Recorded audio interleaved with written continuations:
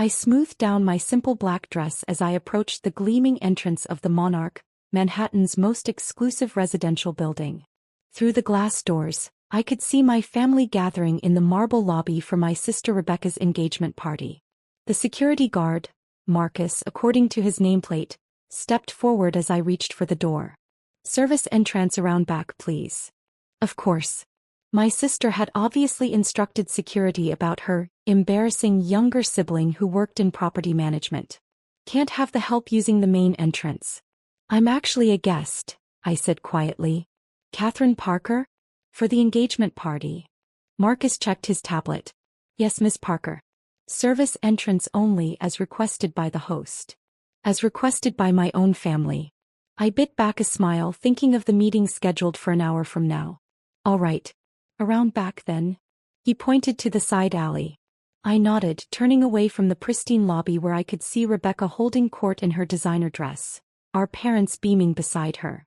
The service elevator was cramped and smelled faintly of cleaning supplies.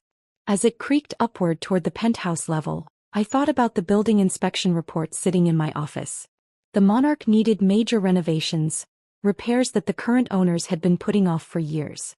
That's why they'd finally agreed to sell. And why Parker Properties had swooped in with an offer they couldn't refuse. But my family didn't know that. They didn't know that their unsuccessful daughter had built one of the city's fastest-growing real estate investment firms. They were too busy celebrating Rebecca's engagement to James Winchester III, heir to the Winchester real estate fortune. The irony wasn't lost on me. The service elevator opened directly into the kitchen, where catering staff bustled around with trays of hors d'oeuvres. A few gave me sympathetic looks.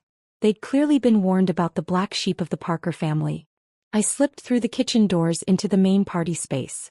The penthouse's floor-to-ceiling windows offered stunning views of Central Park, though I already knew that from the property photos. "Katie."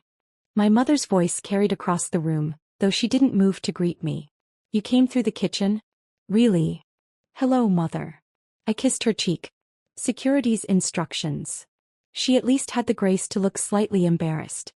While Rebecca was concerned about appearances. "You understand." "Of course." I checked my watch. 45 minutes until the announcement. Rebecca floated over, champagne in hand. "Oh good, you found your way up. James was just telling everyone about Winchester's latest acquisition. They've bought 3 buildings this quarter." "How nice," I murmured, accepting a glass of champagne from a passing waiter. "That's what real estate success looks like," our father chimed in, joining the conversation. "Not that you'd know managing that little building in Queens.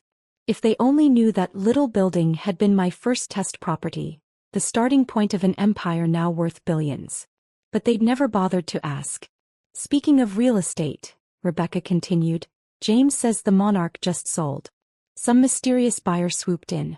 Probably one of those investment firms with more money than taste." I took a sip of champagne to hide my smile. "Really?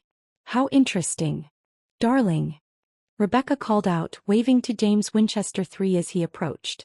"Tell Katie about the mystery buyer. She works in property management, you know." "Well, sort of." James straightened his tie importantly. "Father says it's some upstart firm. Parker Properties or something similar. No real pedigree." My phone buzzed. A text from my assistant. "Building manager ready for announcement in 30 minutes. "No pedigree at all," I agreed softly, watching my family's familiar looks of condescension.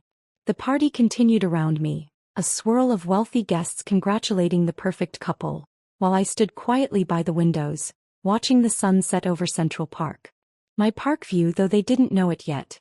Sometimes the best revenge isn't served through the main entrance. Sometimes it comes up the service elevator.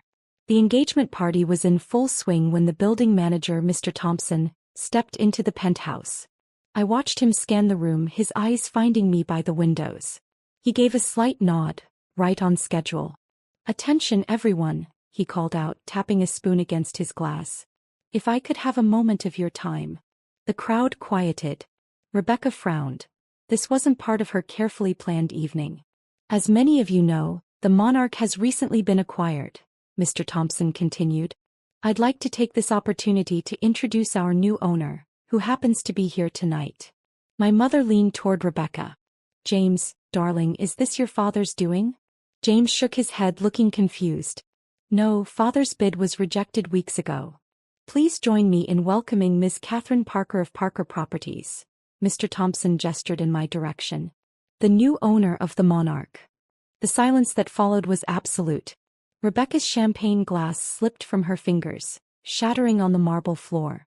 My father's face had gone completely white. There must be some mistake, James stammered. Winchester Real Estate was outbid, I finished for him, stepping forward. Parker Properties offered cash with guaranteed residency for all current tenants during renovations. Katie. My mother's voice was barely a whisper. What is this? I turned to face my family, feeling the weight of every eye in the room. This is business, Mother. Parker Properties owns 37 buildings in Manhattan alone. The Monarch is our newest acquisition. 37 buildings? Rebecca's voice had risen an octave. But you manage that building in Queens. Actually, I corrected her gently, I own that building in Queens. Along with the entire block. It was my first purchase 7 years ago. Mr. Thompson stepped forward with a folder. Ms. Parker, the final paperwork needs your signature. And we should discuss the renovation schedule. The service elevator needs to be replaced first, I said, accepting the folder. No one should have to use it in its current condition. My father found his voice at last. All this time, while you thought I was failing, I supplied. Yes, I was building something. Something bigger than anyone realized. James was frantically typing on his phone, no doubt looking up Parker Properties. I could pinpoint the exact moment he found our portfolio value. Billions, he choked out. Parker Properties is worth billions. Rebecca sank into a nearby chair. My sister owns the Monarch? And the building you're planning to move into after the wedding, I added. The Wellington on Park Avenue? Parker Properties acquired it last month. The party guests were whispering among themselves now, phones out, looking up my company. The perfect engagement party had transformed into something else entirely. Why didn't you tell us? My mother asked, tears in her eyes. All these years. You never asked, I said simply. You were too busy being embarrassed by my career choices to actually understand them. Mr. Thompson cleared his throat. Miss Parker, about the renovations. Yes, of course. I turned to address the room. The Monarch will be undergoing extensive renovations starting next month. Don't worry. All residents will be temporarily relocated to other Parker Properties buildings. At our expense, naturally. Rebecca stood up shakily. And us. Our penthouse. I smiled, remembering all the times they'd made me use service entrances, all the condescending comments about my little job. Oh, don't worry, sister dear. I've arranged for you and James to have the penthouse at the Wellington. Consider it my engagement gift. But that's our building's most expensive unit, James protested weakly. Yes, I agreed. It is. The room had grown uncomfortably warm with unspoken realizations. My family stood frozen, their perfect worldview shattered by the truth they'd been too blind to see. Now, I said, turning back to Mr. Thompson, shall we discuss those elevators? The party dissolved into chaos after my revelation. Guests huddled in corners, whispering and Googling Parker Properties on their phones. Rebecca sat shell-shocked on a leather chaise, while James paced nervously, making frantic calls to his father. I stood with Mr. Thompson by the windows, reviewing renovation plans when my father approached. Katie, he said softly, using my childhood nickname for the first time in years. Could we speak privately? I nodded to Mr. Thompson, who discreetly stepped away. Of course, Dad. We walked to the terrace, the New York skyline glittering before us. So many of those lights shone from buildings I owned, though he was only just realizing that. I remember when you bought that Queens building. He started. We all thought you were making a terrible mistake. Your mother cried for days. I remember, I said quietly. You told everyone I was throwing my life away. He leaned against the railing, suddenly looking older. That building in Queens, how much is it worth now? After renovations and neighborhood development? About 40 times what I paid for it. He let out a long breath. And that was just the beginning. That was just the beginning, I confirmed. Every property I bought, every building I transformed, They all started with that terrible mistake in Queens. Inside, I could see my mother dabbing at her eyes while Rebecca stared blankly into space. The perfect family portrait had cracked, revealing something real underneath. The service entrance, Dad said suddenly. Today when they made you. It's being replaced next month, I cut in. Along with all the other overdue repairs that Winchester Real Estate wasn't willing to fund. James, who had been hovering nearby, flinched at that. Catherine, he stepped forward, his usual confidence gone. About the Wellington penthouse. The papers are already drawn up, I said. Unless you and Rebecca would prefer a different property. No, that is we. He stumbled over his words. Thank you. Rebecca finally stood up, walking unsteadily toward us. All those charity galas, those social events where we made you use the back entrance. You owned half the buildings we were in, my mother finished, joining us on the terrace. Oh, Katie. Not half, I corrected gently. But enough. The city stretched out below us, a maze of lights and possibilities. My family stood silent, processing the weight of their assumptions, the years of dismissal and condescension. The Parker name, my father said quietly. You kept it for the company. I did. I turned to face them fully.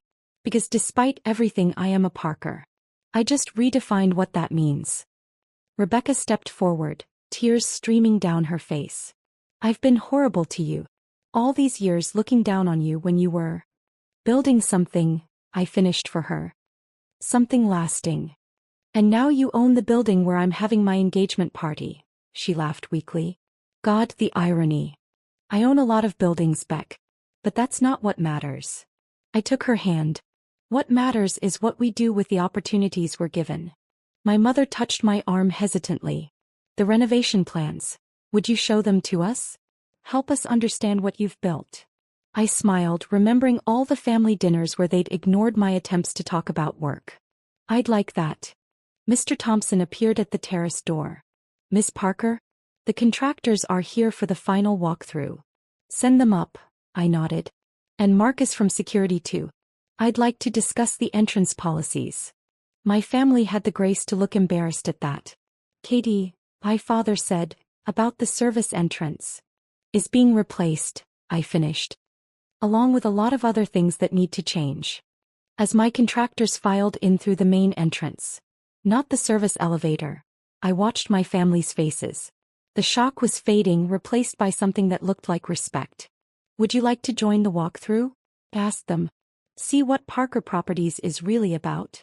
They nodded, following me as I began the tour. With each detail I shared, each vision I explained, I could see understanding dawn in their eyes. The daughter they'd dismissed had built an empire right under their noses. Sometimes the greatest success isn't in proving others wrong. It's in proving yourself right. And sometimes the best way up isn't through the service elevator at all.